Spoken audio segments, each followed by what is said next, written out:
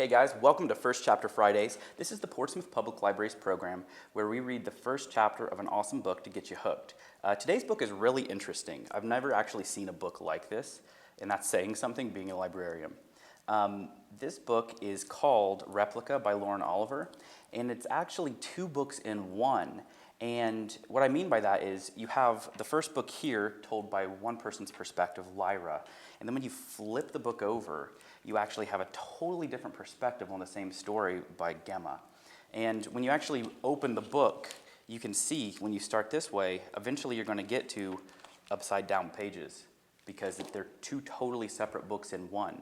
And it's cool because you can read this however you want. You can start in one perspective, read the whole book, and then flip, or you can do alternating perspectives, read a chapter of this one, then flip to this one. So we're going to start our reading journey here, chapter 1 of Lyra's perspective. So let's go ahead and get started and see what happens. Chapter 1.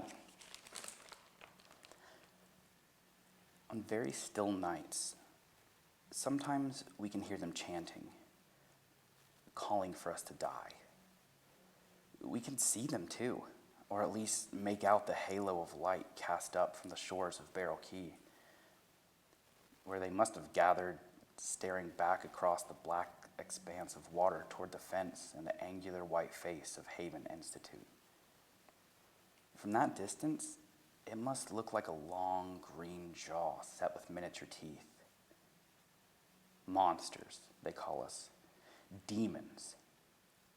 Sometimes, on sleepless nights, we wonder if they're right. Lyra woke up in the middle of the night with the feeling that someone was sitting on her chest. Then she realized it was just the heat, swampy and thick, like the pressure of someone's hand. The power had gone out. Something was wrong. People were shouting. Doors slammed. Footsteps echoed in the halls. Through the windows, she saw the zigzag pattern of flashlights cutting across the courtyard, illuminating silvery specks of rain and the stark white statue of a man reaching down toward the ground as though to pluck something from the earth. The other replicas came awake simultaneously. The dorm was suddenly full of voices, thick with sleep. At night, it was easier to speak. There were fewer nurses to shush them. "What's wrong? What happened?" "Be quiet." That was Cassiopeia. "I'm listening." The door from the hall swung open so hard it cracked against the wall. Lyra was dazzled by a sudden sweep of light. "They all here?" It sounded like Dr. Coffee Breath. I think so." Nurse Don't Even Think About It's voice was high and terrified. Her face was invisible behind the flashlight beam. Lyra could make out just the long hem of her nightgown and her bare feet. "Well, count them." "We're all here," Cassiopeia responded. One of them gasped, but Cassiopeia was never afraid to speak up. "What's going on?" "Must be one of the males," Dr. Coffee Breath said to Nurse Don't Even Think About It, who was really named Maxine. "Who's checking the mails?" "What's wrong?" Cassiopeia repeated. Lyra found herself touching the windowsill, the pillow, the headboard of bed number 24. Her things. Her world. At that moment, the answer came to them. Voices. Shrill, calling to one another. "Code black! Code black! Code black!" Almost at the same time, the backup generator kicked on. The lights came up, and with them, the alarms. Sirens wailed.